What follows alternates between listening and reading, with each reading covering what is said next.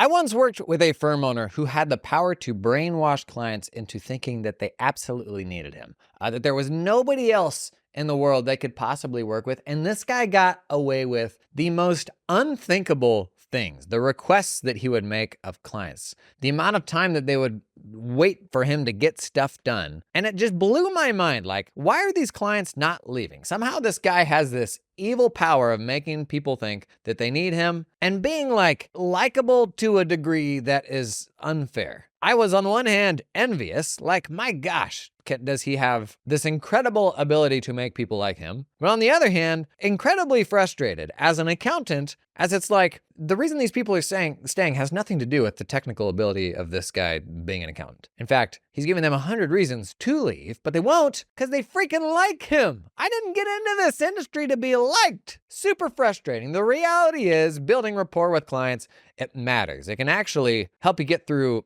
mistakes and a lot of things that just happen in the course of managing a client relationship long time. Long time? Long term. So I pulled some practical stuff out of a book to run through today, just some things to be keeping in mind in the day-to-day. Let's dig into it. Come on in.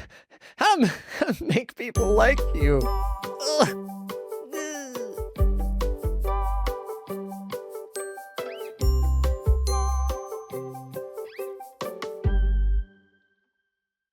Okay, the book. People are gonna lull. How to win friends and influence people. I know, it's become a meme. How old is this book? It's so old. 1936. I was in diapers.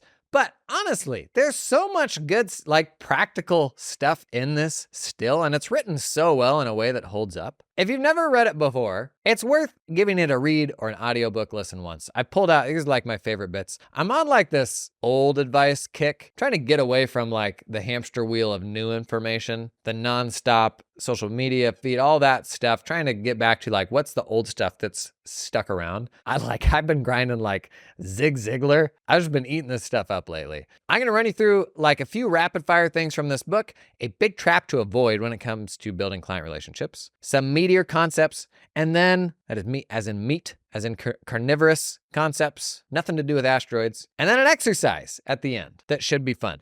My first time I ever saw this book in the wild, and this just puts into context how interesting this firm was that I worked for. Where we had this guy that just could somehow maintain clients' relationships in a way that was unbelievable.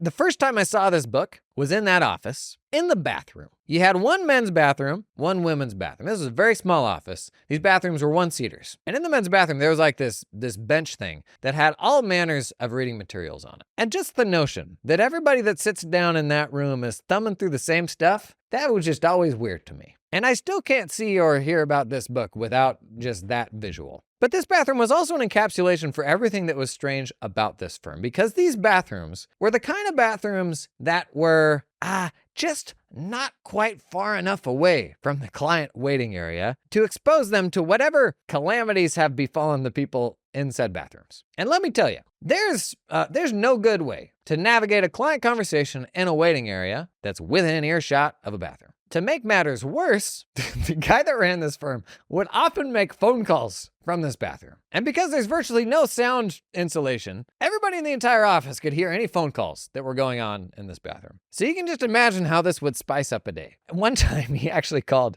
the front desk from the bathroom. And the lady, bless her heart, flipped out. That was her breaking point, as it turned out, like the lady on our team. She said, "I will not talk to you right now. I will talk to you when you come to my desk." A great boundary to set for a situation that should have never happened to begin with. So needless to say, my relationship with this book is complex. But as I went back through it last week, there's so many good things here. Actually, context for the book originally. So the genesis of this book is written by Dale Carnegie.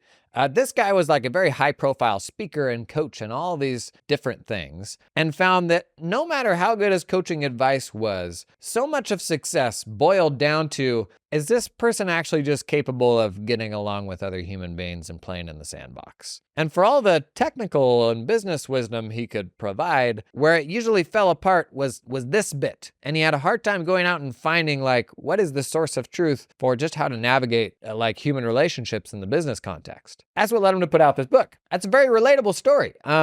Just the nature that our technical abilities aren't going to give us the human skills to run a successful business. Actually, I think there's a lot of crossover here to like the future of work. Like if you have a kid going through school right now, what do I tell them to do with AI and all that's coming? Work has always been and will always be 80%. Can you play in the sandbox? So teach your kids to be human, like show them the world, get them out of the country, teach them how to feel empathy. Like those are the things that ultimately drive long-term success, and that won't change. Anyway, some rapid fire stuff from this book that's just good to keep in mind.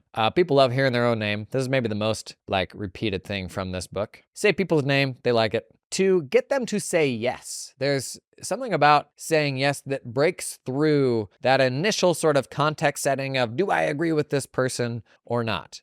Frame any sort of thing you're trying to communicate to, as quickly as possible, get them to the point where they're saying yes to something, agreeing with something. That may be making clear that you understand the plight of that individual, or identifying something that you do mutually agree on. The sooner you can get them saying yes, the easier the rest of the medicine goes down. 3, smile. I was at a conference last week and I was just trying to smile more. It makes a big difference, even when you're talking with someone. Dwight Schrute's advice: never smiles, will never show his teeth. He says in primates, it is a sign of, submission or something like that. And when he sees somebody smiling, all he sees is a monkey begging for his life. Generally not good advice. Smiling definitely changes an interaction. And begin with praise. Don't be afraid to say you're impressed by what somebody's done. You know how hard it is to run a business. And oftentimes when entrepreneurs come in to work with us, all we do is focus on all the stuff that they're doing wrong. When it's like, behind the scenes, this is actually probably a very capable person that has some shortcomings. Oh, Lord knows do you and I as well. But if all you ever do is make somebody feel like they're being nitpicked, that's annoying. This episode is brought to you in part by LiveFlow. You know a really wild way that some people are using LiveFlow? So LiveFlow connects all of your QuickBooks data to Excel or Google Sheets. There's just a little button in Excel or in Google Sheets, and you get a drop down of every company you have access to in QBO and all the reports. And you can pull that stuff into Excel one time, make it keep updating and all that. Really wild way people are using this is for month-end closes for their clients. So you have basically this spreadsheet or set of sheets in like a workbook that is a template you've created. And all you gotta do is connect it to a company and it'll pull all the different sheets in you need to do the review, from balance sheet, P&L, GL reports, all that in a templatized way that you can do the exact same way for every single client. And it creates this really like rich standardized work paper. Instead of having to dump out like a whole bunch of PDF reports or something to put together those work papers, that was how we did it. We had like a standardized file structure and you would run various different PDF reports for all these things and then annotate them, but that was all a manual process. Rather than creating like a big old Google Sheet or Excel workbook that has all of the reports that you want, and it's a single template. So you can do it the exact same way for all of your month-end closes for all of your clients, and it pulls that stuff instantly. Pretty darn cool. We normally talk about the client-facing ways to use LiveFlow, but I know some pretty smart firm runners that are using it just for like closing clients' books too. Turns out when you can liberate your data from QuickBooks and get it into a spreadsheet, there's some handy things you can do with it. That's LiveFlow. Learn more about that one. Check out the link in the show notes. This episode is sponsored in part by Cloud Accountant Staffing. You ever had a problem finding staff? No? Okay, go ahead and skip ahead. Move along. If you have had any issues finding staff, Cloud Accountant Staffing is a great way to find talented folks in the Philippines to join your team. I've talked about it many a time. I was doing this 4 or 5 years ago. I came into it with all the spooky scaries you would expect, hiring offshore folks for the first time. Is there a stroke in here? I can't talk today. We started pulling Philippines hires into our team and it completely changed how we approach hiring. Cloud Accountant Staffing makes that super easy for you to find talented folks. In fact, I got a resume right here, along with a video intro of a real person Cloud Accountant Staffing's recruiters pulled for a firm. This person got their bachelor's in accounting in 2018, went straight into audit. Good for them for getting out of that. Spent the last 4 years doing accounting, month-end close stuff, full cycle, for Western companies. Selected among 30 staff for exceptional performance. Wow. ARAP management, payroll, month-end close, financial statement prep, 1099s. Bless their heart. Finding resumes like this in the States is like pulling teeth, and as soon as you find one, it is hungry hippos for every single person that can get their hands on them. Like I said, we got away from this by hiring folks in the Philippines. We still needed people onshore, but we went from exclusively hiring onshore to like one-to-one onshore and offshore. You're gonna have a whole bunch of embarrassing questions. It will feel unattainable, confusing. That's totally normal. You do it just by getting started and learning. Learn more about Cloud Accountant Staffing. Check out the link in the show notes. Now, Big trap to avoid here. And this is easier said than done. But the song and dance here is like, how do I keep this relationship at least somewhat arm's length? Because it is still a business relationship, right? Am I gonna be besties with everybody that I do business with? I would argue what we should strive to do here is be a good human and be friendly and be cordial and build real relationships. At the end of your days, the relationships will be what you remember, not the business success. Whether they're personal relationships, but also the business relationships. Like those will stay with us. I even remember, like back to my firm running, the things that stick with me most are the real relationships that I built with clients. But done wrong, it can make business personal. And towing that line between being able to be friends with a client while also being able to draw a line between what is your relationship with that person and what is the business rationale for why you work together in the business, that's something that people really struggle with. And the test here is, if you had to fire that person tomorrow and then you bump into them at the bowling alley next week, is it going to be awkward? If the answer is yes, then we're not handling this the right way. That is one of the biggest blockers to people firing clients is, oh, they're XYZ in the community and I'm going to bump into them and see them. That's going to be uncomfortable. But if you can't still have a relationship with somebody that you fired when you bump into them at the boat ramp, then somehow that firing was too personal. And I think something that helps here is just talking about your business and the nature of like your business relationships with the client. We did a past episode kind of around how we need to tell our clients from day one, every year we make the decision of whether or not to renew with a client, and they do the same. It's a process we go through every year, gives everyone a chance to talk through the State of the Union. And if both parties then agree, then you move forward to the next year. But because we never talk about this like it's an actual thing, being, quote, fired always comes by surprise and is like dumping a girlfriend or something like that. It's not that. You run a business. At any given point in time, there's types of people that you're going to be good for and types of people you won't be good for. And that's just how it is. And that's not a reflection of whether that person is a good person or not, or whether you like them. You're working for that person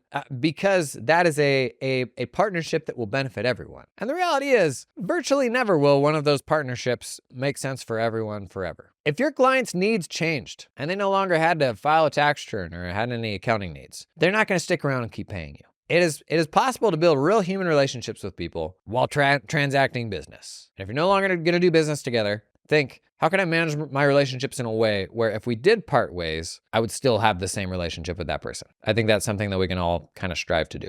Now, some meatier concepts from this book. Number one, stop trying to change other people's point of view or trying to fix them. They ran through a bunch of stories of like outcasts of society who think they haven't done anything wrong. Like all like murderers who have done things that everyone else says is unthinkable. And they have truly rationalized in their own heads that that was their only option, whether it truly was or not. Story of a woman who's put in a mental hospital, whose like dream was having this idyllic marriage and family life and all these things, got married and it was not at all what she wanted it to be, and began pretending to be somebody else and pretending to be in this idyllic environment because that was easier than the reality she was actually in. And there's a quote from the doctor that's like, basically, there's an argument to be made that she is happier in this state than she is in her true reality. Everybody is living in a reality of their own creation. And that's just how it is. We don't need to come in and try to fix everyone. We need to acknowledge what their point of view is and understand your place in it. Like if there is a way to work together. Oftentimes we miss the point here because we bring to a conversation or an engagement our own perspectives and the things that we think are most important when this person has their own set of challenges that we're maybe not paying enough attention to. It's okay for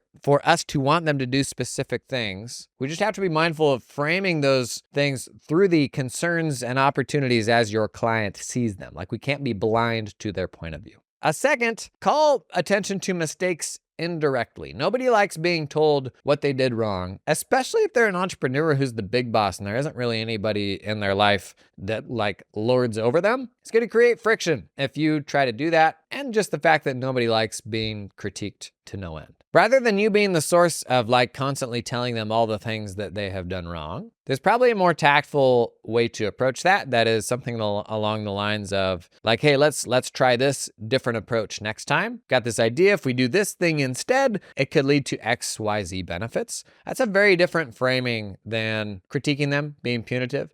This may feel like a hard thing to do when a client is, say running a bunch of personal stuff through business accounts and you're like, knucklehead, stop doing this. That is the most personal way that you can communicate that thing. The better way to communicate that thing is, we do audit risk assessments and this stuff is the highest risk stuff that you're doing. Here are some ways that we could manage this better. Like maybe it's a question of card management, that sort of thing. Find a way to call attention to those mistakes indirectly.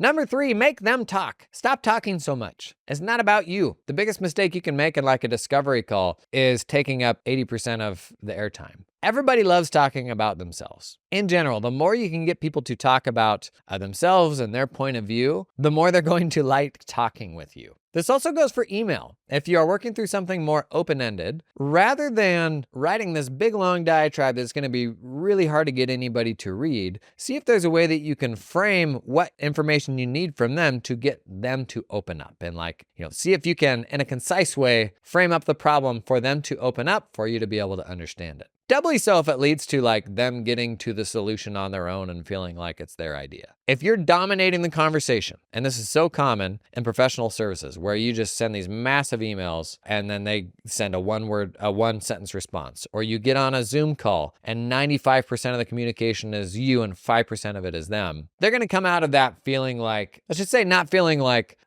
peers. That's not going to be an enjoyable conversation for them. So find a way to get them to talk. 2 more notes I had here. Make them feel important. We kind of just like to dunk on people, not necessarily in a mean way, but oftentimes the way we design our firms will not lead a person to feel important. In fact, the traditional approach of the big boss bringing the work in and them going through the sales process and all that, and then eventually getting delegated down to someone junior. Boy, that's doing the opposite. That is not making anybody feel important. But imagine if the approach was flipped upside down, where when they came in, they weren't talking with the big boss. Think of how differently that approach will feel to a client. The normal setup is like they're being deprioritized. They do not feel important. The opposite is like they're working with the junior and then they almost get escalated. Now the blocker there is you mean I'm going to put my junior person through the sales process? That is the hard thing here. Sales and onboarding is one of the last things that most people delegate in a firm. But as long as you aren't thinking about that, then every single client relationship starts with you. And regardless of how you dress it up, when that relationship goes to someone else, that is someone they didn't agree to work with when they first came to the firm, that's not going to make them feel important. This episode is sponsored in part by T Squared. How digitally ready is your accounting firm? You ever think about that? You ever lay in bed at night and think, am I properly securing my data? Is somebody hacking into the mainframe right now? Well, great news. Let me point you to a completely free 10-minute assessment that will give you customized results instantly about your firm's digital readiness. It's from the folks at T Squared. They help accounting firms like yours get their IT stuff sorted out. Oh, look at this. We've been working with accounting firms since 2014. B Hall CPA, past guest of the podcast. Sherwood Tax, Little Fish Accounting, Keela. Has Keela been on the podcast yet? Allison McLeod, I see here. T Squared supports a whole bunch of smart, capable accountants, but they put together this free tool to help you figure out if you're doing what you need to do, keep on the straight and narrow. And personally, I love self-assessments as much as the next guy. Which Harry Potter character are you? If you were a pizza topping, what would you be? To be clear, this is not that. This one's actually helpful. Check out the link down in the show notes. This episode is brought to you in part by TeamUp, helping you recruit top Filipino accountants without any ongoing monthly fees. The difference between TeamUp and all the other offshoring options is that TeamUp helps you hire staff directly. No middleman. You work directly with your new hire in the Philippines. Hire the person, not the company. Guys, gals, gang, here's just a few reasons to hire directly. You have access to higher level talent. Makes sense. You have complete control over team culture and training. They keep 100% of what you pay them, and it's a lot more affordable for you, so you can retain your team for the long term. TeamUp can source accountants with experience working at US or Australian firms, familiar with tools like Xero, Cubio, and Dex. Also recruit specialist roles, team leaders, tax specialists, administrative assistants. Thought experiment, what if you had an executive assistant for the first time this tax season? Just throwing it out there. What would they do? Start at that email video I did on the main channel recently. Get help with that stanky old inbox. I digress. Team Up recruits these talented folks for a flat one-time fee of 4,000 US American dollars. That's it, 4K one time. Somebody at Robert Half just did a spit take. Robert Half reference. We ever gonna get Robert Half to sponsor this pod?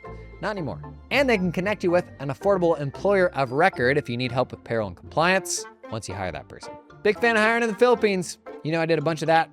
Check out the link in the description to learn more about Team Up. Last, think about how to proceduralize rapport building. How many tasks do you have in your project management system that are driving this appreciation for clients, making them feel respected, praising their successes? Man, we're accountants. Like we don't build that stuff into our processes, but unless we do, it doesn't happen.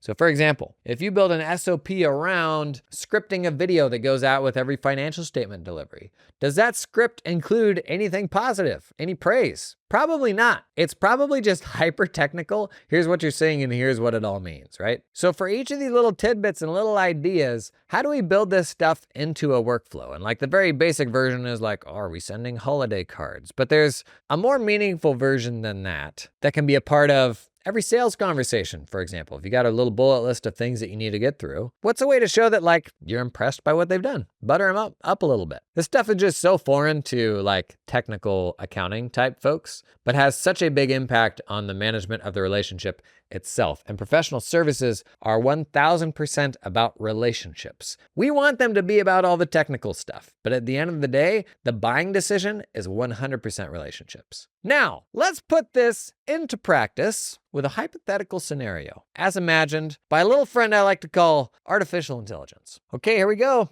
The setting is a cozy local coffee shop called Brews and Beans, a popular spot for professionals in the community. The warm lighting and inviting aroma of fresh coffee create a relaxed atmosphere.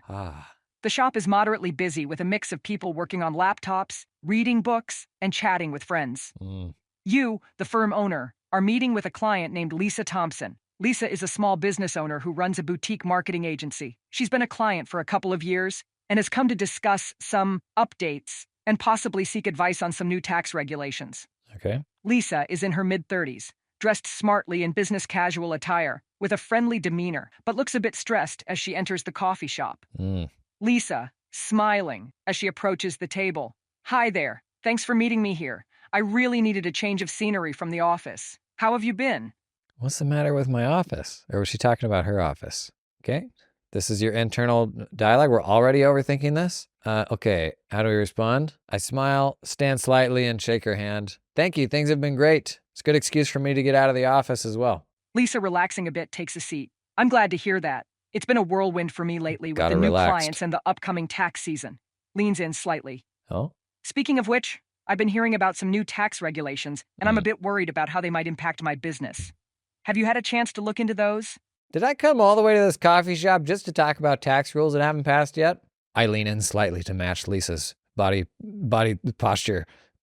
Yes, there's talk of a new tax bill, but nothing's passed yet. In fact, it's looking increasingly unlikely that we'll get any new rules. Anything specific that you saw that you thought may impact what you do? Lisa, nodding, a bit relieved. That's good to know. I was mainly concerned about potential changes to deductions and write-offs for small businesses. I read something about limits on business expense deductions, and it got me worried. Takes a sip of her coffee. I just want to make sure I'm prepared and not caught off guard. I nod, understandingly. How did you get that coffee already? You just walked in. Lisa laughs, relaxing more. Oh, I actually got here a bit earlier and ordered ahead. Needed a moment to collect my thoughts before our meeting. Smiles warmly. But back to the topic. Do you think there's anything specific I should be keeping an eye on or doing differently right now? I nod, indicating we need to get back to the point. Here's the advice I give people. There's a degree of planning we can do around stuff that might happen. But at the end of the day, the time best spent is on the things that we can actually control. Right now, I don't see anything on the horizon that you need to be worried about, but we'll be the first to let you know if something does change. I shift back and forth on my seat, as if to change the conversation. What are the kids up to these days? Cornelius must be in high school by now, right? Lisa, smiling fondly, visibly relaxing. She's so relaxed by now. Yes.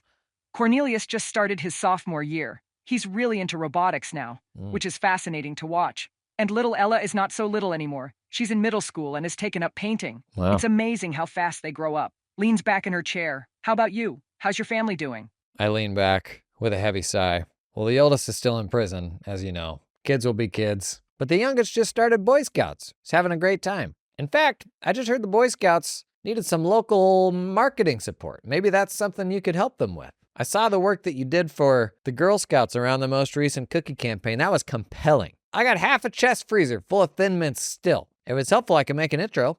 Lisa, expression softening with empathy. I'm sorry to hear about your oldest, but it's great that your youngest is enjoying Boy Scouts. I'd love to help them out with their marketing. The Girl Scouts campaign was such a fun project, and I'm glad you enjoyed it. Smiles warmly. I appreciate the introduction. It's always rewarding to work on projects that benefit the community. Let's definitely set that up. How's next week for a meeting with them? Okay, I'm ready to be out of this meeting and hit the road. Let's wrap this up tactfully. I smile even warmly in response. Absolutely, I'll send an email. It would be great to see that come together. I pull my phone out of my pocket, pretending that somebody's calling me. But Lisa knows the truth. She could see the screen. Nobody was calling me. I lean in and say to her, I'm so sorry. This is my wife. I have to take this. Honey, I'm in a meeting. Can I call you back? I make a shocked face and gesture to Lisa that I'll just be a minute. Lisa raising an eyebrow and crossing her arms. Right. Nice try.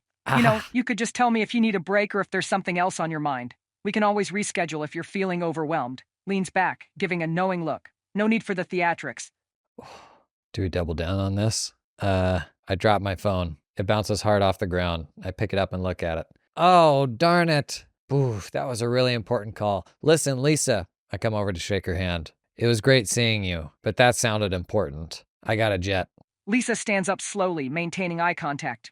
You know, honesty goes a long way in building trust, especially in our line of work. Takes your hand but doesn't shake it yet. If you ever need to reschedule, just say so. I'd rather hear the truth than feel like I'm being brushed off. Oops. Finally, shakes your hand firmly. Ouch. You're hurting me. Let's make sure our next meeting is a bit more productive, okay? Okay, well, I think Lisa upstaged us there on professionalism. If you haven't ever read the book, I'll put a link to it in the show notes. Encourage you to check it out. Thanks for coming and hanging today. I'll see you in the next one. Say bye, Lisa. Bye. Yeah, bye. Bye.